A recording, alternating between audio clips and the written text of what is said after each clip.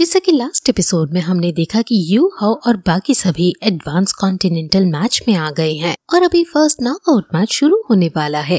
यहाँ काफी सारे लोग हैं और रिजर्व टीम श्रेक एकेडमी की नर्वस हो रही है क्योंकि अगर वो पहले ही मैच में हार गए तो फिर आगे कोई भी मैच नहीं खेल पाएंगे। लेकिन टीचर जो उन्हें शांत करती है और कहती है कि तुम बिल्कुल पैनिक मत करो। माँ ज्याओ त्याओ भी कहती है कि हमने ऐसी सिचुएशन पहले भी फेस की हुई है और मैं तो तुम्हें अभी बता सकती हूँ। वो ये है कि हमारा ओपोनेंट हमसे 10 गुना ज्यादा नर्वस है क्योंकि हम श्रेक एकेडमी हैं और इसका हमें फायदा उठाना है और दुश्मन के डर का यूज करते हुए हमें अपनी जीत पक्की करनी है। माँ ज्याओ त्याओ सभी का हौसला बढ़ाने में कामयाब हो जाती है और टीचर जुआ उन्हें अपना अपना काम बताती है कि तुम सभी अटैक पोजीशन में रहना और यू हाओ से वो अपनी सेकंड सोल सिल का यूज करने को कहती है। यू हाओ सोच में पड़ जाता है कि भला वो अपनी सेकंड सोल स्किल का कैसे यूज करेगा और अब फिर होस्ट दोनों टीम्स को आने के लिए कहती है। इसलिए श्रेक टीम अब एरिना में जाने लगती है। बीबी मेन सेंटर में आते हुए आगे बढ़ता है क्योंकि इस मैच में सिर्फ रिजर्व टीम के मेंबर लड़ने आए हैं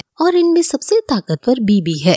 पूरे एरिना में सभी श्रेक एकेडमी की तारीफ करने लगते हैं और उसके लिए चेयर अप करने लगते हैं। उनका ओपोनेंट टीम जो कि त्यानलिंग सीनियर्स है, वहाँ का राजा श्रेक एकेडमी को देखकर सोच में पड़ जाता है कि भला श्रेक एकेडमी ये क्या कर रही है और उन्होंने अपनी मेन ताकत क्यों नहीं भेजी है। राजा अपनी असिस्टेंट से पूछता है कि क्या दाई हुओ का बेटा भी यहाँ है, जिस पर उसकी असिस्टेंट मना करती है कि इस मैच में तो वो नहीं दिख रहा है। बाकी लोग भी सोचने लगते हैं कि ये तो श्रेक रेगुलर टीम नहीं है, क्या ये पहले ही नॉकआउट मैच रिजर्व टीम के साथ लड़ेंगे।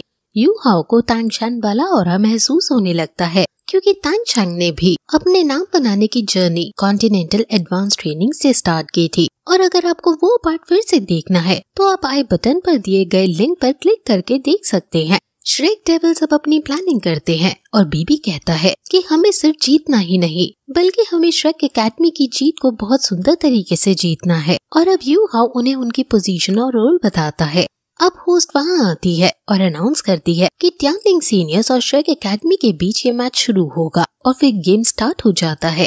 त्यानलिंग सीनियर्स अपनी एक फॉर्मेशन बनाते हैं और इस फॉर्मेशन का नाम क्लासिक 3-2-1-1 फॉर्मेशन है जो कि ऑफेंसिव और डिफेंसिव दोनों है। राजा ये सब ऊपर देखकर ऑब्जर्व कर रहा है और फिर वो श्रेक एकेडमी के फॉर्मेशन देखता है और शॉक हो जाता है क्योंकि वो तो बस ऐसे ही खड़े थे बिना फॉर्मेशन के।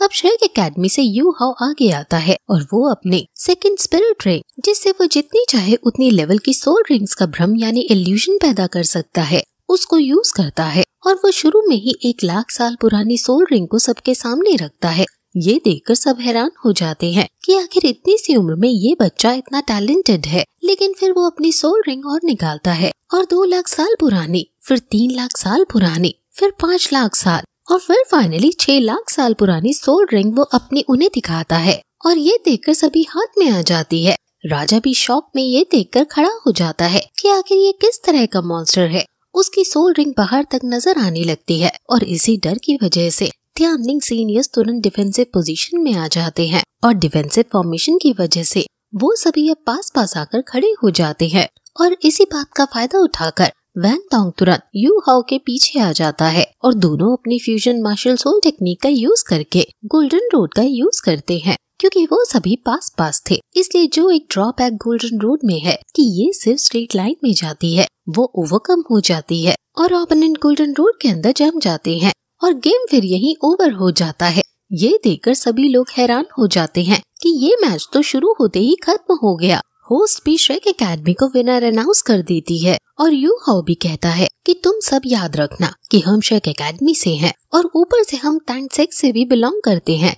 ये सुनकर सभी श्रेक एकेडमी और तांगसेक दोनों के लिए चीयर अप करने लगते हैं। टीचर जुओ जब वो वापस जा रहे थे तो यू हाओ से कहती है कि अटैक तुम्हारा बहुत हार्श था, जिस पर यू हाओ सभी को सुनाते हुए कहता है कि मैंने बस ये आशा की थी कि वो जिंदा बच जाए।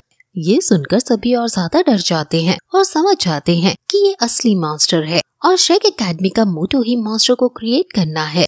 असल में श्रेक एकेडमी जिसके पास सिर्फ रिजर्व मेंबर्स हैं, वो कमजोर नहीं दिखना चाहती है और तब तक मेंटेन करके रखना चाहते हैं ये खुद को जब तक रिजर्व टीम के लोग न आ जाएं। त्यानलिंग सीनियर्स भी अपनी किस्मत को कोसने लगते हैं कि भला वो श्रेक एकेडमी से पहले मैच ही क्यों टकराए।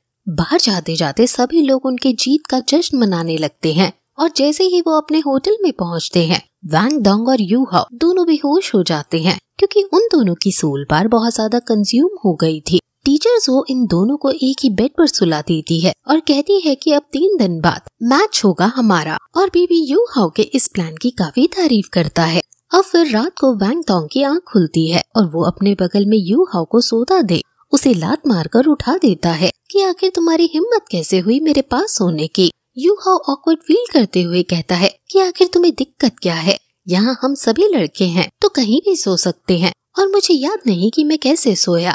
अच्छी बात ये है कि हम जीत गए, और जीत का नाम सुनकर वैंग डोंग भी काफी खुश होता है। अब फाइनली यू हाओ का नाम बनना शुरू हो गया है और वो अपनी माँ को काफी याद करता है कि अब मैं आपका नाम रोशन जरूर करूँगा। अब पूरे श्रेक एकेडमी में भी इनकी जीत की खबर पहुंच जाती है और सब बहुत खुश होते हैं, लेकिन तांग्या के चेहरे पर एक अजीब सी मायूसी को देखते हैं और बीबी ने उसके लिए एक लेटर भेजा है जिसमें उसने उसकी जीत की खबर दी है। अब टैंग सेट के मेंबर्स ने न सिर्फ एडवांस कॉन्टिनेंटल में पार्ट लिया है बल्कि उसमें पहला मैच जीत भी गए हैं। सभी तरक्की कर रहे हैं, लेकिन तांग्या नहीं कर पा रही है। टैंग सेट के रिवाइवल की होप फिर से जाग गई है, लेकिन तांग्या और बीबी के बीच काफी ज्यादा हर तरह से डिस्टेंस आ गया है। तांग्या की बहुत स्लो प्रोग्रेस हो रही है जिस वजह से वो दुखी रहती है। अब अगले दिन वो जिंगलॉ सिटी में काफी सारी शॉपिंग करने के बाद अपने टीचर जुओ से मिलते हैं और टीचर जुओ ने बाकी सारे मैचेस देखे हैं और वो बताती है कि हम पहले मैच में तो आसानी से जीत गए, लेकिन आगे आने वाले मैच इतने आसान नहीं होने वाले हैं। जो मैंने मैच देखे वो सभी टक्कर के और खतरनाक थे, और even sun and moon empire को भी थोड़ा दिक्कतों का सामना करना पड़ा। अब कल तुम्हारा मैच होगा और उसके लिए मैंने पुराने मैच की एक डिटेल रिपोर्ट बनाई है। तुम सभी को एक दूसरे के स्किल के बारे में अच्छे से पता होना चाहिए। यू हाओ, वैंग डोंग और जियाओ जियाओ के स्किल्स के बारे में हम सभी को पता है, इसलिए जियांग, जू सैनशी और काइतू के स्किल्स के बारे में हम अब उन्हीं से सुनेंगे। सबसे पहले जियांग नानन अपने स्किल्स के बारे में बताती है कि उसकी स्पिरिट सॉफ्ट बोन रैबिट की है और ये 10,000 साल पहले जीवो की स्पिरिट से सिमिलर है, लेकिन जीवो अटैक करने में एक्सपर्ट थी और मैं स्पीड एजिलिटी में। अब जू सैनशी अपनी स्किल्स दिखाता है और कहता है कि उसकी तीनों टॉप की स्किल्स डिफेंसिव हैं, लेकिन जो उसकी फोर्थ स्किल है वो बहुत खास और सीक्रेट है, लेकिन वो नहीं बताता कि वो क्या है। अब टीचर्स वो काइतू से पूछती है कि तुम अपनी मार्शल स्पिरिट का यूज नहीं करते हो और मैंने सुना है कि तुम्हारे पास फूड टाइप की स्पिरिट है, जिस पर काइतू हाँ कहता है और कहता है कि उसने इससे ज्यादा कल्टीवेट नहीं किया है और उसकी एबिलिटी कोई खास नहीं है। वो फिर कुछ लॉलीपॉप बनाता है जिससे तुरंत जियाओ जियाओ ले लेती है और उन्हें सुंदर बताती है। काइतू बताता है कि उसकी फर्स्ट सोल रिंग से वो किसी की मेंटल पावर को 10% से बढ़ा सकता है और सेकंड सोल स्किल से वो किसी की स्ट्रेंथ को बढ़ा सकता है, थर्ड सोल स्किल से वो डिफेंस को बढ़ा सकता है और फोर्थ सोल स्किल से वो किसी की सोल पावर को बढ़ा सकता है, और इन सभी का इंक्रीज इफेक्ट अभी 10% है।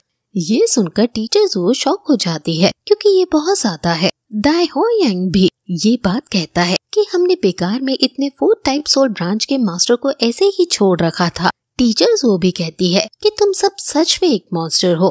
काइतू कहती है कि ये तो कुछ नहीं, क्योंकि मैंने सुना है कि एक सेकंड क्लास में पढ़ने वाली लड़की के पास कीबाओ पगोड़ा एम्बर है जिससे वो 20 या 30% पार बढ़ा देती है, जिस पर टीचर्स वो कहती है कि वो सिर्फ तभी पार बढ़ा सकती है जब वो पास हो, लेकिन तुम्हारी लॉलीपॉप से हम इसे स्टोर कर सकते हैं और जब यूज में चाहे तब कंज्यूम कर सकते हैं। तुम ना सिर्फ कुछ लोगों की सोल पार बढ़ा सकते हो, लेकिन हजारों सैनिकों की पार को इंक्रीज कर सकते हो। अब टीचर्स वो उन्हें बताती है कि टोटल 67 टीम्स राउंड रॉबिन के अंदर गई थी, जो कि 8 ग्रुप्स में डिवाइड है। हमारे ग्रुप में केवल 8 टीम्स हैं और हमने 7 राउंड्स खेलने हैं। लिंग लॉशन को हम 4th राउंड में लेंगे, मा ज़ियाओ और दाई हुआंग को 6th राउंड में लेंगे। कल तुम्हें बस ये सुनिश्चित करना है कि तुम वैंग डोंग और यू हाओ की बात किसी कीमत में न आने दो, वरना सभी को पता चल जाएगा कि ये दोनों उतने ताकतवर नहीं है। और फिर वो जब वहाँ से बाहर जा रहे थे तो उन्हें एक ओपोनेंट मिलता है जो उनके आगे आकर उनको अंगूठा दिखाते हुए कहता है कि तुम्हें मैच में हमारी टीम ही हराएगी। इसका नाम जियाओ होंगशेन है। और ये देखकर यू हाओ को गुस्सा आता है और वो आगे जाकर कहता है कि क्या तुम्हें इतनी उम्मीद है कि तुम जब तक बच पाओगे जब तक हमारे से लड़ने पहुँचो। ये सुनकर वो चिढ़ जाता है और वो श्रेक डेविल्स भी वहाँ से चल देते हैं। Xiao Hongshe sun and moon empire का है और ये यू हाउ की बार देखकर बहुत विस्मित हो गया था और फिर ये एपिसोड यहीं खत्म हो जाता है।